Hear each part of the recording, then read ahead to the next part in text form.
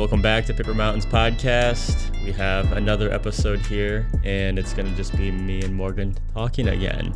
I know we've had probably a majority of previous podcast episodes have been us talking about our travels, but this was the only fitting way that I could think about doing the next episode to the Colombia series. It was more of a personal experience, and I didn't know if there was another way that we could articulate our feelings and experiences other than just talking about it, just as a note or a precursor to the episode.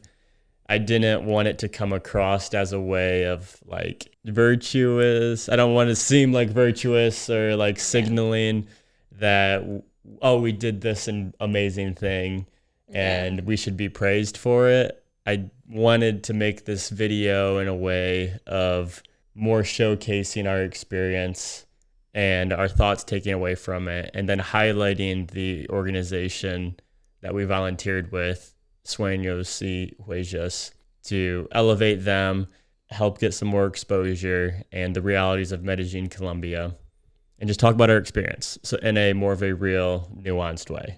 So that's my intention for this podcast. I'm really hoping that it comes across in that way, and that's the way it is consumed from anybody who is watching or listening to this episode.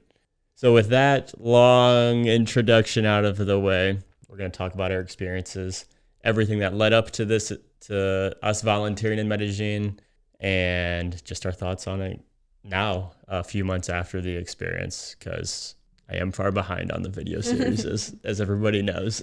Okay, Morgan, so let's go into it. Up to this point in Colombia, in the video series, we're in Colombia for about 6 weeks up to this point of going to Medellín, Colombia. Medellín's known as probably arguably one of the most famous cities in Colombia. So it was a highlight of a city that we were looking forward to going to. Yes. A lot of people we met said, hey, you got to go to Medellín. It's pretty well known for tourism across the board. It used to be known as one of the most dangerous cities around the world. Yes. 30 years ago during Pablo Escobar's reign. Yeah. So since then, they've completely done a reformation of the city, and it's very touristic now, and it's been known for tourism and kind of like a hipster city. So it's gotten very popular in the recent years. And much effort and credit to the government in Colombia in efforts to reform the city. We noticed going there that there was a lot of heart from the people, from their tumultuous past and hardships that they've dealt with in the very recent history. I mean, talking up until the early 2000s, it was still a very, very bad neighborhood known around the world for terrorism, a lot of corruption issues, and like you said, within the most recent history, it's just growing extremely rapidly now. A lot of the issues with the cartel and Pablo Escobar's reign has been diminishing over the years, and now it's a place for people to travel to. Like I said, 6 weeks into Colombia, we were looking forward to it. We didn't really know what to expect, but we knew that there might be a lot to do and a lot to see in this city. We wanted to go explore it for ourselves. Yeah, so we started looking into things of what to do, and we found the most popular area to stay is the El Poblado neighborhood. So we booked an apartment and stayed a week and just did some touristy exploring the city, all the popular things to do. El Poblado is known as being the tourist area. Yeah. It's very fixed up. There's endless restaurants. You can go on. We noticed walking around, there's high-class stores, there's very nice restaurants and food scene and bars and everywhere. Yeah, just all around the whole area. It's very nice. So that was our first impression of Medellín, and then we started branching out. We took the train to other parts of the city that were more locals and local oriented, and we went to the big thing that led us to getting our real experience in Medellín was going to the Memory House Museum. from your memory of the Memory House Museum, what do you say, like, your takeaways from learning about the Medellin from that perspective was? So the Memory House Museum is like a collection of stories and pictures and like artifacts from Medellin's past. So it brings up the stories of what people were living through and the terrorism and corruption and the government, and just like story after story that just like made you completely sad. Yeah. Is personal experiences, firsthand accounts of native indigenous people being dehoused, government control, just, hey, we're going to develop this neighborhood, so you're kicked out of this area, you need to go move somewhere else. Yeah, neighborhoods being burned down, people being pushed from one neighborhood to the next, to the next, to the next. And a battle for 40 years between governmental control and the cartel control. Yeah, and just reading them and like the dates on the stories, how recent some of them were, like they were in our lifetime.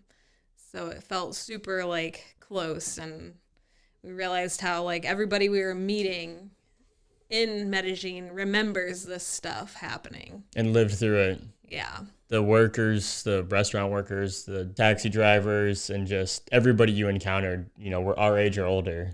Yeah. So that this is their life, especially if they're a generation earlier, when they were alive during the 80s and 90s, when Medellin was having all of their main issues. So we got a reality check of us indulging in these nice restaurants and our awesome apartment in this nice neighborhood, and it was like, oh shit, this is like a lot heavier than what we were expecting.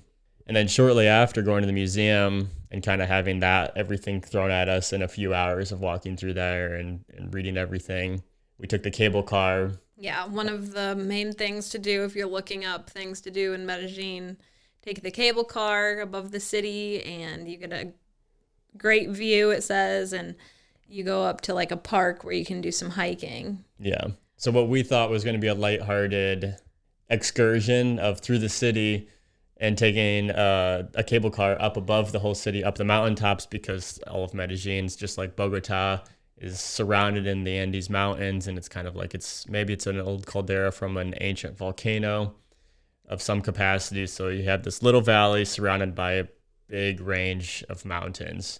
And so we took that up the side of the mountain range to go above the city.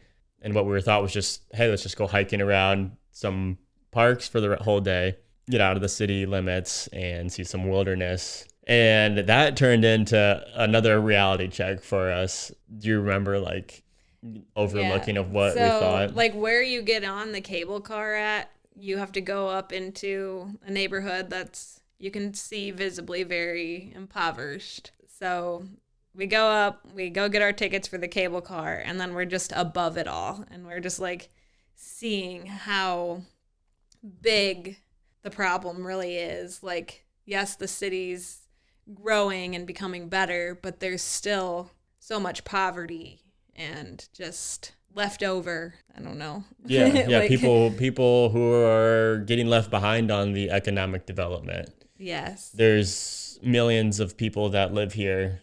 Maybe a small neighborhood sure is expanding and helping the whole city grow in economic, but there's still thousands and thousands and probably hundreds of thousands of people that live here that are not growing to the same pace or even at all, in all honesty. And like it was hard mentally because the view was beautiful from above to an extent, but you were also seeing all of this like stuff that just made you sad to see. And we're going over houses that you can barely call houses. Yeah.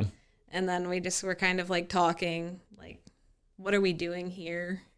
Staying in this nice neighborhood and going to these fancy restaurants and like just doing all of this touristy stuff and like just witnessing the heart of the people and the love for Colombia and their city that they have. Despite all of everything they've been through, we're just like, we should be doing more here. Yeah, there was definitely just a feeling of guilt, self-guilt, and it just felt wrong to like indulge in this lavish lifestyle of just having fun. And it's like, oh my gosh, this is just too much.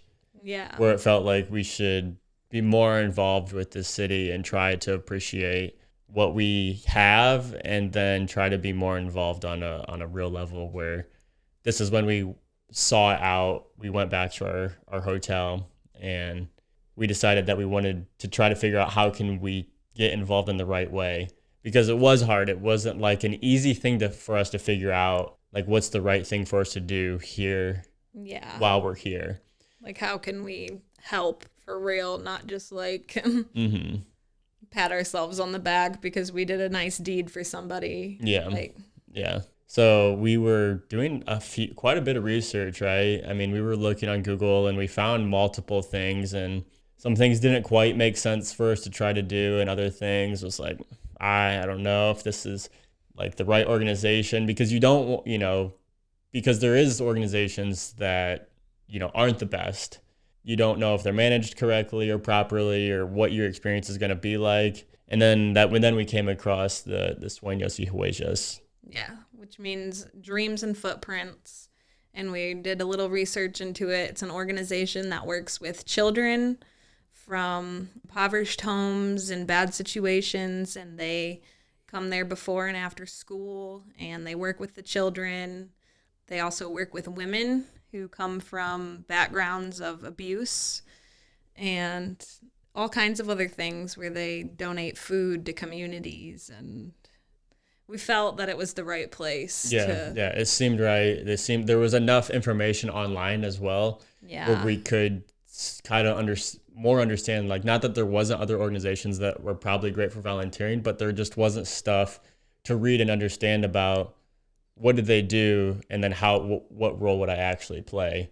And this was one of the few organizations that has more understanding of trying to initiate getting foreign volunteers to be a part of their cause. Yeah, and we just really liked their mission and felt that it was the right place to be. So we reached out. Like super last minute, right? We've already been in Medellin for a week at this point. Yeah, we had already planned to go to a city near for a couple days called Guatape. And so we stuck with our plan. We went there and we're like, okay, let's try to get this set up and moving. That way we can go back to Medellin and get this volunteering set up. Yeah, so now we're more, I don't know, I guess there's some thrill, at least for me, where it was like, hey, we actually might have a plan to go back and be involved with the city. Though we didn't have anything figured out for sure, it seemed like, oh, this might be a reality that we can do this. Yeah. And we were in Guatape for 3 to 4 days. I don't recall exactly. Do you know? No, I don't know the exact time, but we rented a scooter. We were driving around the little town. There's a big rock there that you can hike up. So we were just kind of indulging in some of that stuff while also trying to get this set up. So every day we filled out the application to volunteer here. We didn't hear back. And then I saw some numbers online to reach out via WhatsApp. And I started just texting them. And it was like, hey, this is Jake. This is my wife, Morgan. We're looking to see if we could volunteer. And then eventually, after a few days, Oscar responded and was like, oh, awesome. That's great. Like, when can we get you set up and get you on the schedule and get you to come out here to do this thing? And then I'm like, we're 2 days. 2 days, yeah. And like, hey, we can start next Monday, man. And then it was like, oh, wait, what? And then we got on the phone, and it was, hey, yeah, no, we were in Medellin last week. We came across you. Like, sorry for the last minute planning. This wasn't initially what we had in mind. We have no idea what's going on or what you guys can make work.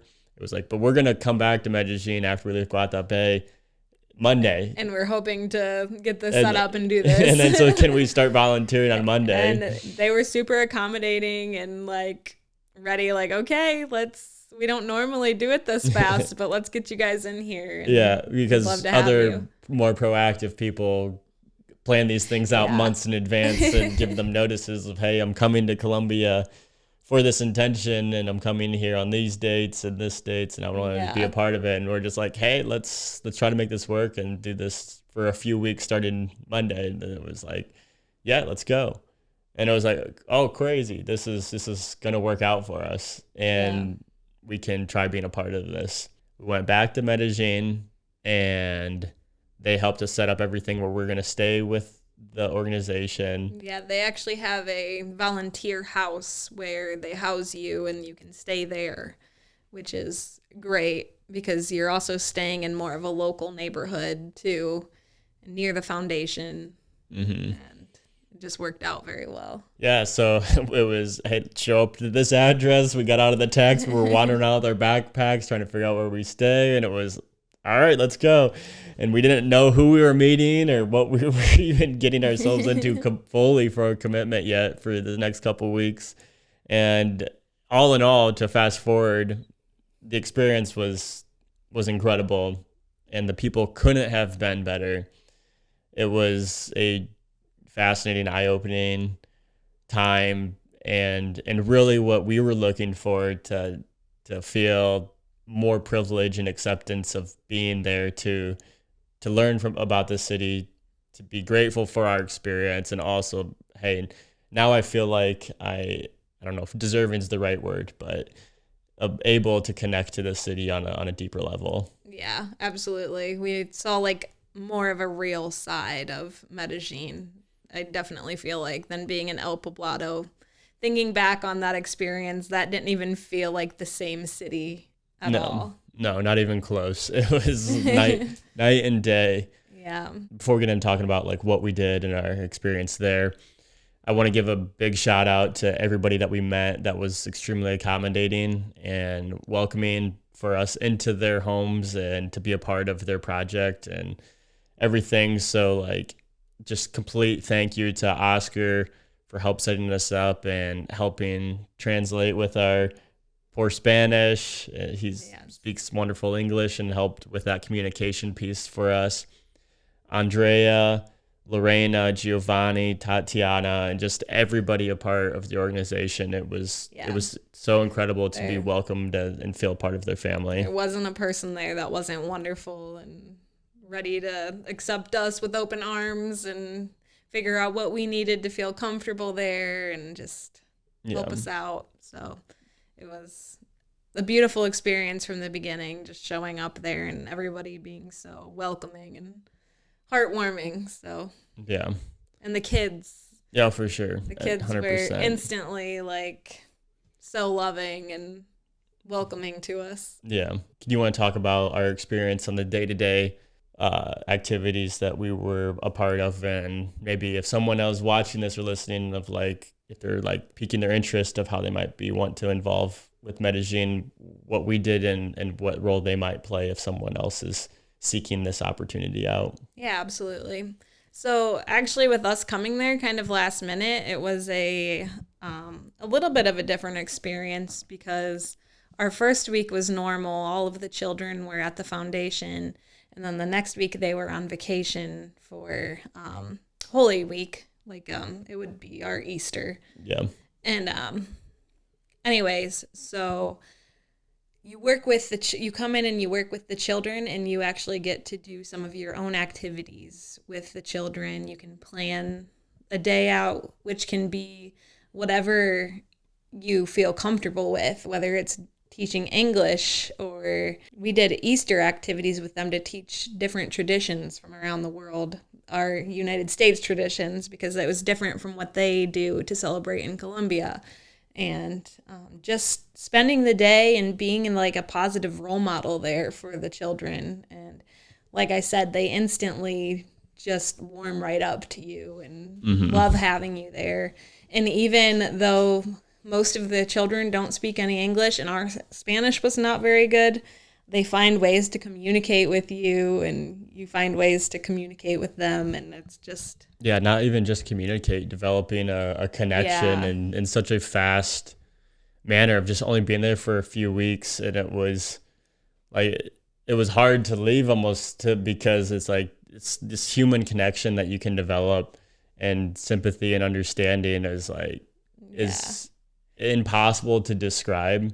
And we were like instantly attached to all of the children. As were they with us. So it was very hard that we only got to see them there for a week.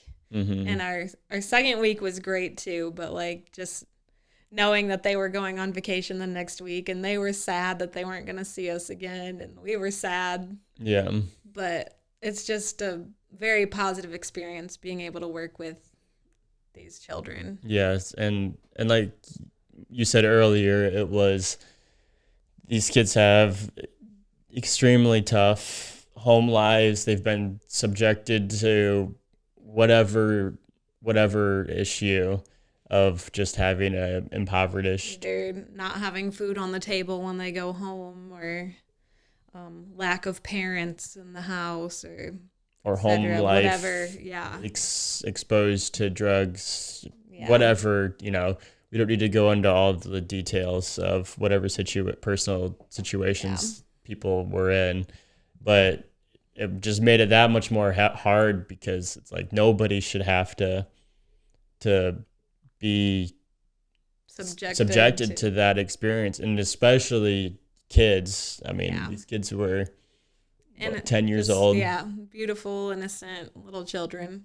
Yeah, and it's super tough to even talk about some stuff just because where my head's going to for memories, and yeah, so it was just incredible to be able to get to him.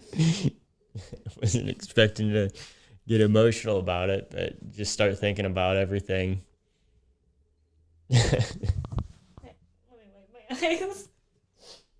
Like I said, we don't need to go into all the details because that's just too heavy and not our place to tell that story or anything of everything that we saw. But we can't thank everybody enough, and we want to shed a light on that organization and how impactful that was for our life, and it will forever be a memory that you can't take away, and other people should, if you are interested in volunteering, should jump on that opportunity, because the surfaceness of what we saw on the other side of Medellin is just pointless. If you're going to go there and just go to restaurants and see a nice neighborhood, it's like you can do that anywhere in the world. Like, why, if you're going to go somewhere, try having a deeper connection with the people in the community? And that's exactly what you can do with volunteering here at this organization. Yeah. The next week, like Morgan said, we weren't as involved with the teaching,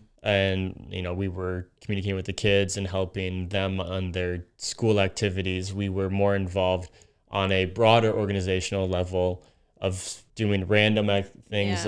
We were helping supply the food drive that was getting prepared. We went out with a few people on outreach for expansion and accepting of younger women into the other side of the organization, for helping them get into schooling and education and getting out of their situations. Yeah, which we actually did get to meet all of the young women that they work with. They had a celebration with them right before all the children went on break. I believe it was to celebrate all the birthdays in the month. But so we got to meet all of the women that they work with, and they were also all very welcoming to us and just happy that we were there, and included us in dancing at their party, and they were feeding us and everything. So it was nice to be able to meet them as well, because they're only there a couple days a week. So we didn't get to meet with the women as personally as we worked with the children. Yeah. And then the other side of the piece went out into these communities a few days to the city, the exact same communities that we went right over with the cable car. This time around, we were down inside of it and seeing these housing and these communities firsthand, and meeting the people who actually lived here as a part of this food drive. And that was a surreal experience of okay, we are here walking these streets and seeing this, and the issues here of, housing it's all illegal housing. It's all built randomly. There's no structure, there's no design, there's no government control. There's still ongoing issues with cartel control in these neighborhoods, and people have to pay the fees to them to to live there. Their rent, which is too much for like what you would think they should be paying for these houses, and how they were affording just to pay their rent to live there, and then also trying to feed their families, and just kind of a very eye-opening experience actually being in the neighborhood. And the houses. You walk into them and you just like, it's unfathomable that in 2023 people are living like this inside of a city. Yeah. It's not just poverty. That's not even a way to describe it. Mm-hmm. Like, this is a barely classified as a house, in my opinion. I mean, they're lucky to have running water and electricity in some of these places. Yeah.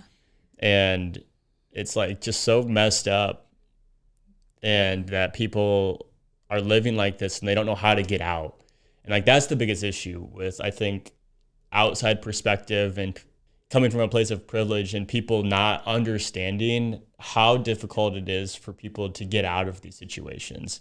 For one, like you said, the rent is for this style of house, the size of this room that we're in, and not nearly as nice as this room that we're in. The rent was so stupid expensive. Yeah.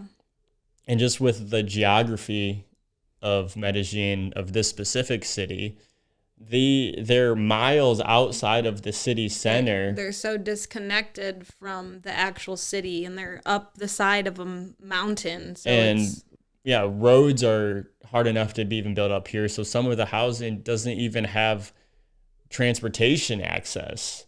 So there's no commercial work up there. There's no economy of any sorts outside of your own little community of a little grocery store or a barber shop or whatever.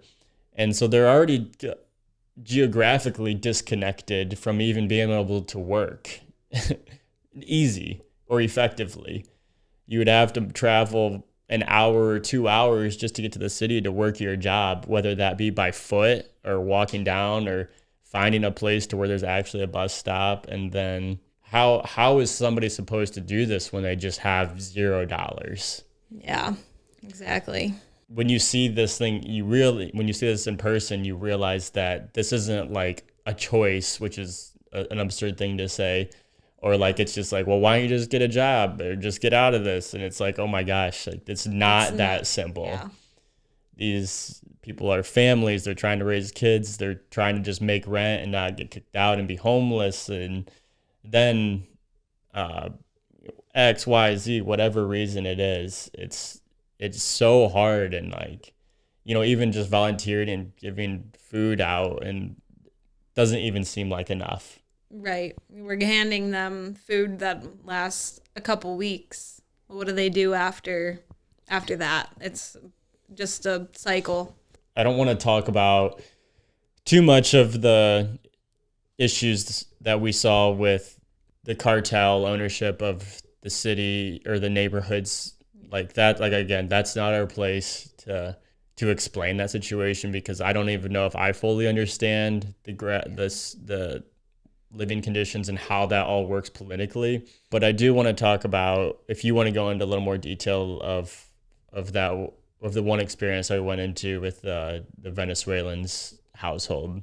Yeah, so we were in the one neighborhood, and like, this is one of the like most emotional experiences we encountered that week. And we went into their home, and they were Venezuelan refugees with 2 children. Yeah. 3. They arrived to Colombia for a better life, to get away from Venezuela. And then they ended up in this neighborhood and are unable to get work because they're refugees, and they're unable to feed their children. And it was just so emotional to see the father who he wanted to provide for his children and his family so bad, but he just didn't know how. How can he get a job? How can he be able to pay the rent to live there and also feed his children? And so they were like extremely grateful just for our little bit of help we were providing. And I will say there was not one dry eye in the house. We were all packed into the little house they were living in, and just everybody was extremely emotional, just witnessing the gratitude the family had for such a small act, and like everybody realizing what situation these people came from and what situation they're now still in. Yeah. I wanted to bring that topic up just briefly because it shed some light on it for what I just saw in the news this last week about the United States enacting their plan to deport Venezuelan refugees from the United States back to Venezuela. And like after witnessing that firsthand and like how it's just like there's something that's just not human that about it that seems like it, because these people just tried so incredibly hard just to get their family into a better situation, and more times than not it was by foot. Yeah. They walked all the way or hitchhiked multiple countries to end up in this place, and then like for them to even end up all the way in the United States, they think that they're going to try getting a better life, and then they might just get deported right back to the same situation they were in 6 months ago. Is so messed up. Yeah. And it's like, dude, at a human level, and you see these things firsthand, it's just like these borders are ridiculous, and like it's just at the end of the day, people are just trying to get by and have a family, and not even a good life. They just want a better life. Yeah. They want to be able to afford to feed their families. Yes, or whatever their situation may be. Something as simple as like what should be basic human rights. Yeah, and we don't have the answers for it, and we're not going to solve it in this conversation by any means. It's just silly, but like, I don't know. I think if more people in the world even had a little connection or awareness to the realities, then there would be a lot more understanding of and compassion that would go farther in the world. Yeah. So that's that. I don't know. Like I said, I think that I don't want to exploit any stories or anything like that, or go into any more detail than what we've already discussed. So are you good with anything that you want to talk about, any more about this experience itself, or? No, I think that's it. Just as we said, everybody was so warming and welcoming, and now that we volunteered there for 2 weeks, and that's been over 7 months ago now, and they still keep in contact with us from time to time, and they're keeping up with us on WhatsApp, and how are you guys? The children miss you. The children all remember us, and so we're always from time to time sending stuff back and forth, and they're happy to hear from us, and we love hearing from them. And it's just like we left Medellin with like community and family. Mm-hmm. It wasn't just we volunteered for 2 weeks and that was it. We're still are like somewhat involved in like we want to go back someday. Yeah. Mm-hmm. And hopefully take our child back. I don't know if I should bring that up in here, but that's fine. And yeah, it's crazy. Like you said, just for a few weeks, that sort of connection that you can have, and another family structure that's across the world right now, and them even caring about us still is crazy, and it's awesome. And I just wanted to record this conversation. I think that's all that we need to say about our experience. I hope that someone listening to this or watching this might I don't know why I'm getting emotional again. Might reach out and make their own volunteering if it's something they're interested in. Yeah, absolutely. We highly recommend getting involved with this organization. So again, Sueños y Huellas. All the information I'll put in the show notes below. thank you to everybody that we met there and that we have this connection with. And yeah, that's all I got to say. Yes, thank you from the bottom of our hearts. And yeah.